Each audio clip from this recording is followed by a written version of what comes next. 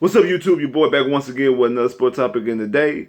I'm going to talk some football, Houston Texans football. We're going to break down, recap today's dub against the Indianapolis Colts. Houston Texans finally end the bleeding, stopped the 9-game losing streak for the past, leading from last year, only this year going 0-3. They finally get the dub, finally get the first win of the season by going into Indy, was normally a place of horrors over the franchise history, which I've been on record saying that once you won those two games with one with Brandon Whedon and then the second one with Brock Osweiler, back-to-back years, the whole winning the Indy thing is gone. Hold true today. Texans come out and get the dub 37-34 because this type of game, if it would happen any other year, just like the game with Brock Osweiler and the game with Brandon Whedon, with other former Texan teams, yeah, you don't win Indy. Though this is the type of game, like what happened, you be like, damn, happens in Indy. So that's another reason why that notion should be gone. But we're gonna unpack, and we're gonna see what happened in today's game. First off, Deshaun Watson, once again, third straight game having over 300 yards passing. First time, like when he threw for 300 yards last week against the Giants, he was the first Texan quarterback since Matt Schaub in 2012 to throw for 300 yards in back-to-back games. In those two games, with the two overtime games, one against Jacksonville, then they went on Thanksgiving, that next week on Thanksgiving, went down there and had an overtime game against the Lions. So both of those games counted for an overtime for Matt Schaub to throw for all the yards. Actually, I think Matt Schaub threw for 500 in that Jacksonville game, if I'm not mistaken. I think he threw 5. I think he had a career high. I know Andre had a career high in yards that game. I'm thinking Matt Schaub had a career high as well in that game also.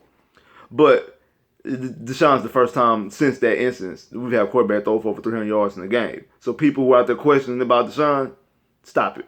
He's our franchise quarterback. Now it's three straight games with 300 yards, over 300 yards passed. I think it was 375, 2 touchdowns, 1 pick. We're gonna get into that. So you gotta come on. You gotta give some respect. That whole we still don't have a quarterback. Stop it. The guy is young.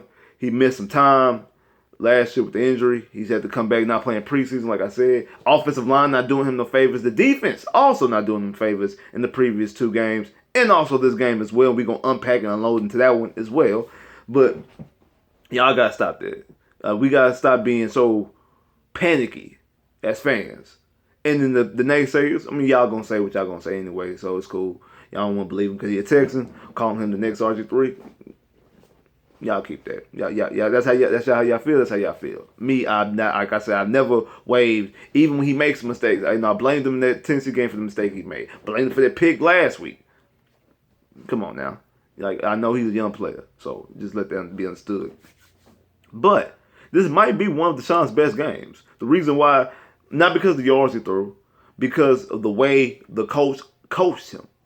The way the offense, I'll say this probably be one of Bill O'Brien's best offensive play calls as well. I know it's not the flashy games of last year when he was throwing all those touchdowns and bombs and all that stuff like that, but he got more to playing more creative. You had the pitches to Kiki, you had the reverses, you had the step backs and the read options and the design runs, the design run for the touchdown. Deshaun had good play calls. Bill O'Brien was aggressive when it was time to be aggressive, going for it on 4th down. Like, this was a good game plan offensively. I like the way the Texans played the football offensively. It was a really good game plan. Him and Will Fuller still had the same connection, even though Will Fuller went out. Second half, missed the whole second half with a hamstring injury. But you still seen what I think was 4 catches, 49 yards, and a touchdown. So Will Fuller was looking like he was about to have a typical Will Fuller game. Hop had a hop game, over 100 yards.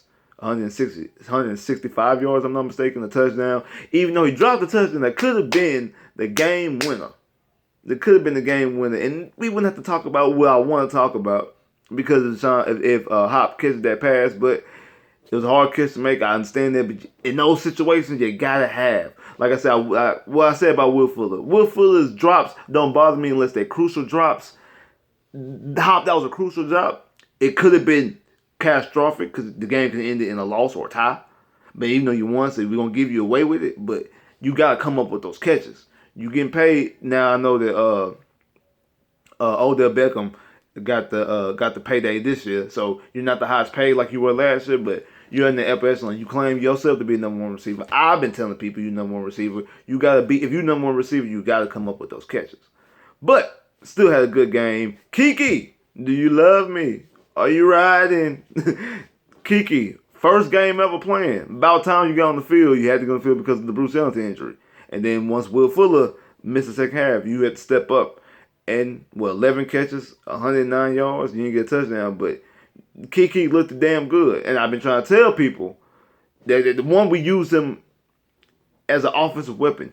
I'm not saying he's Tyreek Hill, but they're going to use him Tyreek Hill-ish. But doing the type of screens they do, the pitches, the reverses, the option passes they do, the option runs they do, things like that. Those are the plays that the Chiefs use for Tyreek Hill. Those are the plays that you're going to use for Kiki. And that's what we did. And we had Kiki able to get out in space. It was one catch over the middle that Kiki made that for a first down was an incredible catch. Like he caught, I didn't think he could make that type of catch. And it was a beautiful catch that he made, a good strike from Deshaun. And like I said, I think we might have found our third receiver. We found our slot receiver. I want Bruce Ellington to get healthy. I want Bruce Ellington to come back. But your core, I know it's just one game. But I think that they're going to build on that. And I think your core can be Hop as your number one, of course. Fuller as your number two. And then Kiki as a solid number three. I think you finally found your slot receiver. And I'm not just being reactionary. I've been trying to tell people this before the season. I thought that the Texans were hiding him and stashing him during the preseason, and it took him the week 4 to play. I don't think it was an injury. I think maybe him and Bill O'Brien had some miscues, some issues. And I think that he was in Bill O'Brien's doghouse, and Bill O'Brien, being the authorian, authorian, that's a horrible word.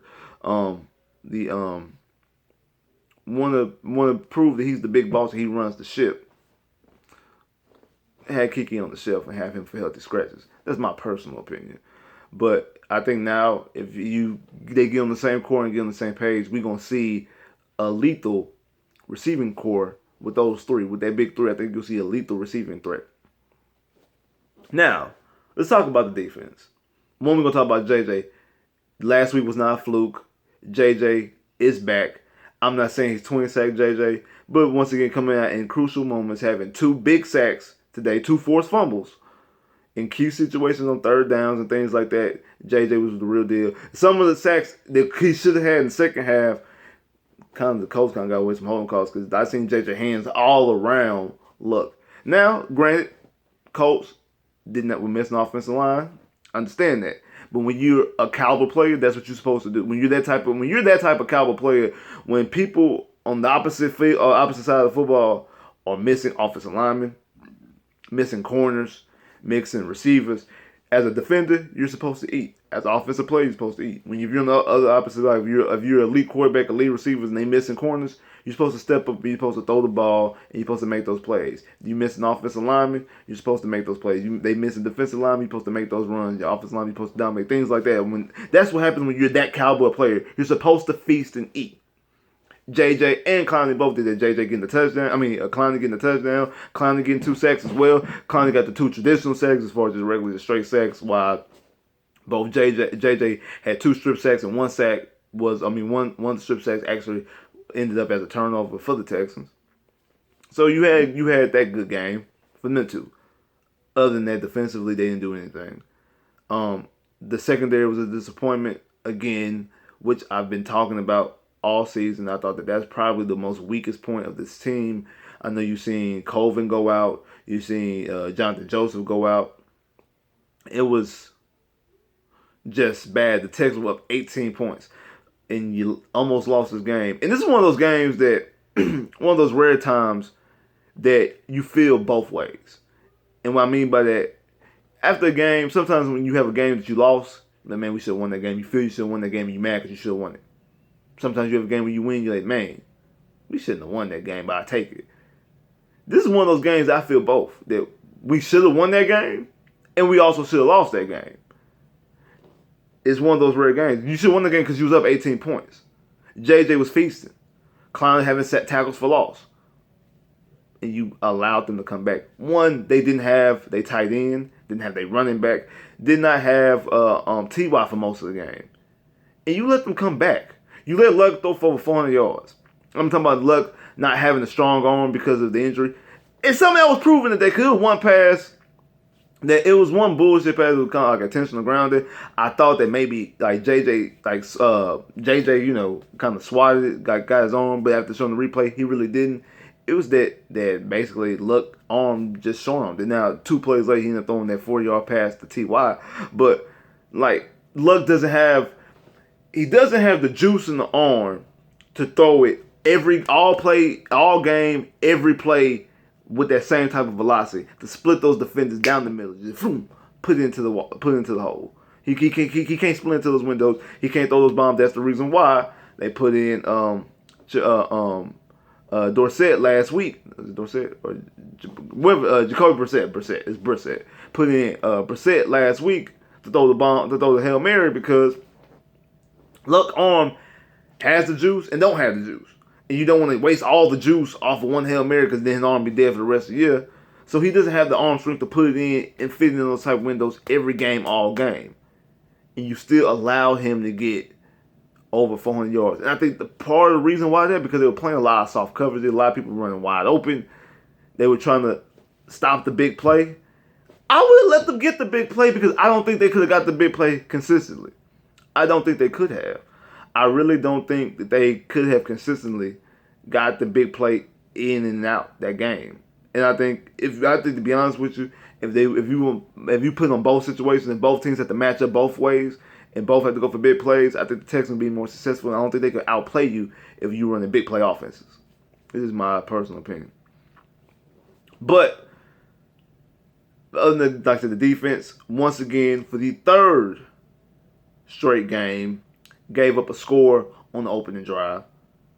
And for the 4th straight game, when your defense needed when the offense needed the defense the most, when you need the defense the most, they let the teams walk up and down the field. You did it against Blaine Gabbert in week 2. You did it last week against the Giants when you put it into range 7 minutes and you let them walk up and down the field, and then you did today. Now, I can't really speak on the last drive of regulation because I had some personal issues I had to handle during the game, so I had to pause the game. When I came back and watched it, I was watching off of DirecTV. I was watching it off of my DVR, and the last thing I seen was when I started back watching, I watched the whole second half DVR. When I got to the Texans kicking the field goal to make it an 8-point game, I seen one play from the Colts, and then it just jumped all the way up to 49 seconds, and the Colts were going for the 2-point conversion. So I don't know what happened on the last drive. I know nothing about the last drive. I don't know how they got it. I'm going to have to go back and find out what happened in the game. Probably have to go look at some highlights and to try to find out what happened on their last drive of the regulation to see how the Colts got into the end zone. Because I just seen the Texans kick the field goal, go up by 8. And then the next thing I know, the Texans got the Colts are going for a 2-point conversion. Next thing I know. So I don't know what happened, how they got to that last pound touchdown. Like I said, I'm gonna have to go back and rewatch that. But it's still, the fact doesn't remain that the Texans defense, once again, not stepping up in crucial moments. Like I said, they did it against Tennessee, they did it against the Giants, and they did it once again this game here. And it's starting to be concerning because now you're putting your offense in tight spots that really now Deshaun in the offense virtually has to, within 5 minutes of a game, they need to have a 2-possession lead in every game.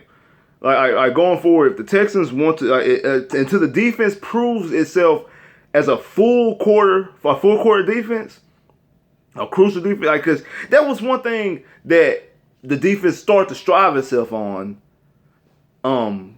In the recent past couple of years, that in those crucial drives, you could count on the defense to come up with a stop. You can count the defense to stop, suffocate the offense, and not allow offense to score or move the ball up and down the field. And now it's just getting to the point that, hey, we just letting everybody do what they gotta do. I don't know if it's playing. I don't know if it's coaching. I know last year we tried to put it on Vrabel and the injuries. I do think the injuries contribute to it last year, but I don't think it's Vrabel. It's not, because Vrabel's in Tennessee beating the Eagles, beating Jacksonville, beating us. And yet, we struggle against the Giants, who have a weak offensive line. Eli, who against Dallas looked like he was non-existent. Against Blaine Gabbert's Titans. And now against Luck, who they don't have an arm. And yet you allow him to throw 400 yards. So maybe. And also, the difference is now you had Luck. I mean, you had Clowney and JJ step up. So you can't say it was the pass rush. Maybe, like I said, it's the philosophy. Or it's just the talent pool. I think it's a little bit of both. Especially when it comes to that back end in those corners. Now, let's get into some of this coaching. Because, like I said, about Hop dropping the touchdown, what could have been the game-winning touchdown, and the last debacle of the game in the overtime. Now, I know I said this about that two-point conversion last week. I'm going to say it again when it comes to this play. This could just be me. Feel free to call me out. If I sound stupid to you, feel free to call me out about this. But I would have fired both coaches today. The reason why. One, Bill O'Brien. Let me start with him. And now when I say fire, I'm not really meaning actually firing them. I'm just using it as an aggressive expression. But because he actually coached a pretty good game offensively today. But that last drive in overtime was the second to last drive.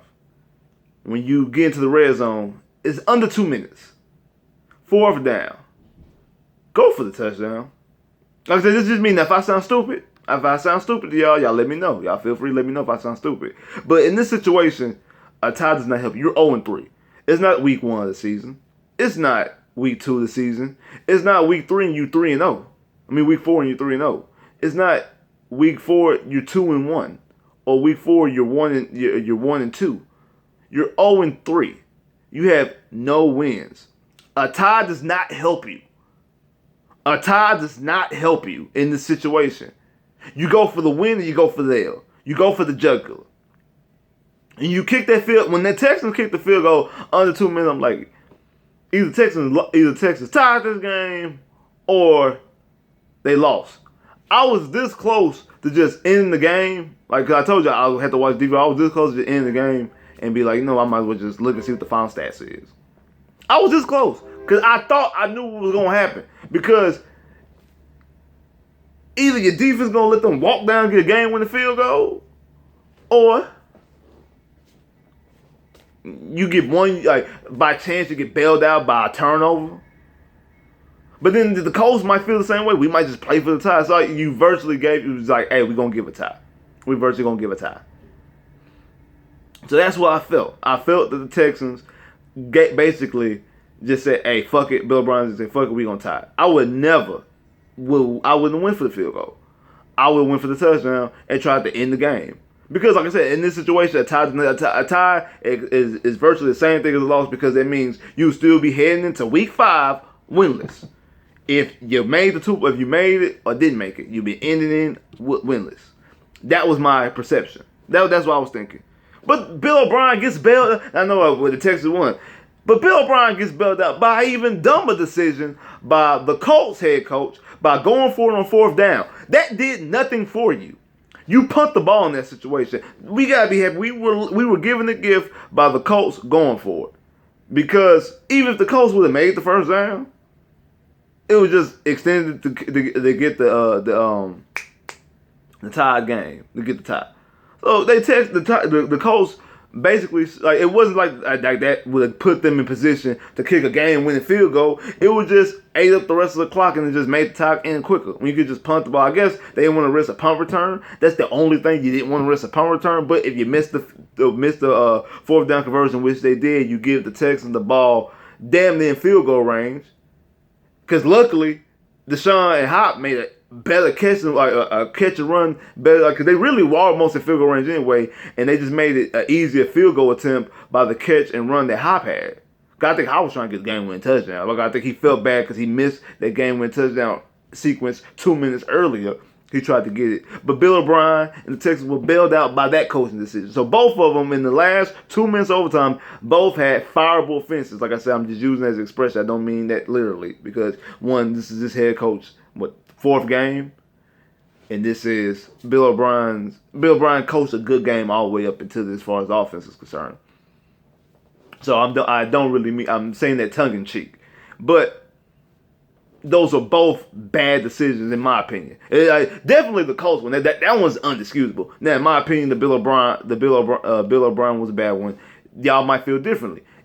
Part of the reason why y'all might feel differently, slightly, is because you end up winning the game. Similar to that punt that he did against the Patriots when you shouldn't have punted, but then you get the fumble, you get the muff punt, so you kind of feel a little bit slightly different about it because it actually worked out for you. But it's one of those situations that even though it worked out for me, I still feel the same way that I felt. That was not a good decision. In my head, I feel it wasn't a good decision. Now, y'all might feel differently. If y'all do, please let me know. But I kind of felt the Texans were going to win. Like I said this earlier, like during the season prediction, that the Texans were going to sweep the Colts. And this was the type of game that years past, the Texans would have lost in Indy. Because of all this type of situation floating around, you'd be like, man, here we go again. Here we go again. That's exactly what type of situation that was. But something that John Harris said before the game today that made sense. This is not the same Texans teams that had the whole fear of Indy. And I think I said this a couple years prior. Like, once Andre Johnson left, once Andre Johnson, who jersey I got on right now, my favorite football player.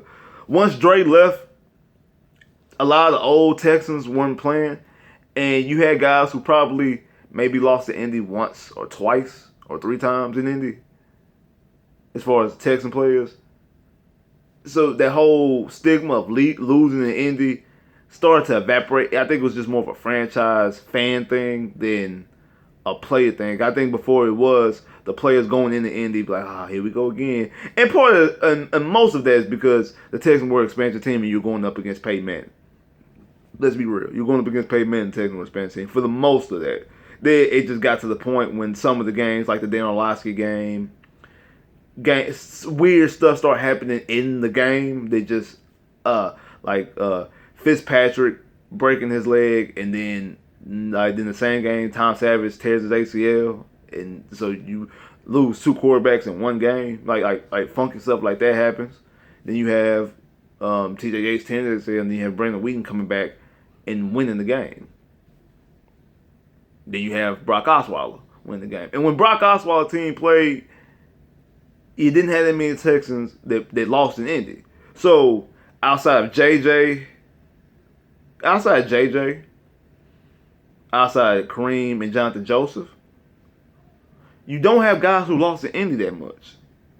Like to be honest, you don't have guys. I mean, I know Hop lost his first year and his second year. Then he won 2 straight. He didn't play last year. Will Fuller won his rookie year in Indy. He didn't play last year in Indy. Lamar Miller won his first year in Houston. Like, you got a lot of these players. A lot of the players on this team won in Indy more than they lost in Indy before today. Because a lot of them only lost last year. Some of them didn't lose last year because they either won on the team or they didn't play. So that whole losing Indy stigma to me has gone. And today is another proof of that, because of the way this game went, up by 18 points, and you let them come back and tie and go with overtime. That's a game that 2012, 2011, 2010, 2008, 9, those Texan teams lose. Especially 13. But you don't have that type of feeling no more. And I think with Bill O'Brien's now 3-2 in Indy as a head coach.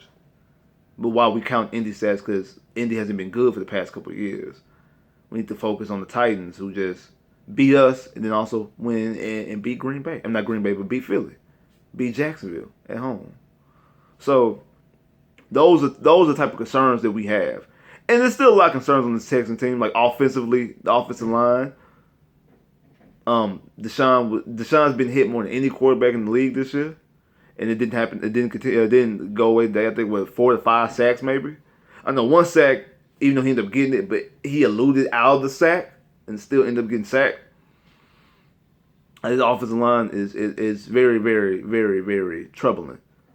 And one thing on both sides, a question that's been brought up to me is a Le'Veon Bell question about the Texans. Should the Texans go after Le'Veon Bell? Beginning of the season, I'm like, yes, go after him. After last week, I was like, no, Le'Veon's not going to help. Today's a game that has actually sealed it for me. I think the Texans should go after Le'Veon Bell, and this is the reason why. One, you don't want a team like the Colts to get Le'Veon Bell, because if Le'Veon's on that field, the game goes differently for either team. If Le'Veon's on the Colts play way better because then that gives Luck a little bit of relief and also gives Luck another person to pass to, which people were running wide open today. And then if Le'Veon was a Texan, you can run the ball a little bit more effectively. Think about if Le'Veon Bell was a Texan with that 18-point lead, you could have drained some of that clock a little bit more. That drive that the Texans used to drain the clock, to kick the field goal that should have sealed the game and should have made the game out of reach, but then your defense let you down. That situation, I think Le'Veon Bell is a better player and helps you a little bit more. Now, we've seen Deshaun make the first down plays with his arm and make the first down plays with his leg off a third down. But Le'Veon Bell adds another weapon to that, another relief. And then the weapons that you're starting to perceive yourself with Hopkins, with Fuller, with potentially Kiki now. With these two tight ends, Jordan Akins and Jordan Thomas, I really like the way they play. I know they really didn't have a good game today. They had one last week. But I'm starting to like these tight ends. I think these tight ends are way better than Ryan Griffin. I think Ryan Griffin is going to be on his way out because I think they ain't even better blockers than Ryan Griffin, to be honest with you. Because Ryan Griffin, one, fucked up a Will Fuller touchdown last week. And on that play that Deshaun scored, that rushing play, the only people seemed like it was blocking was Lamar Miller. So, wouldn't you want to add another piece to this puzzle to help take some of that pressure off? Because I think a good ground game could help Deshaun. Would help Deshaun. It would take the pressure off. You want to throw it so many times.